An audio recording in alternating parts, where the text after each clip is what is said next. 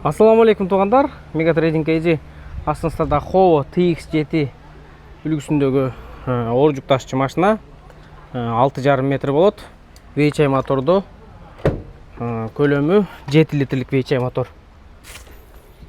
Так, ақуалдары шундай. Бұлар екінші қол.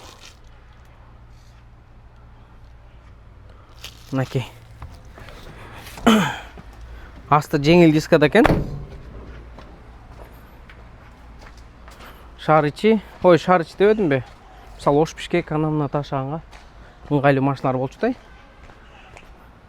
290 аттың күчі. Мынакей. 290 аттың күчі TX7 Pro көрдіңіздер.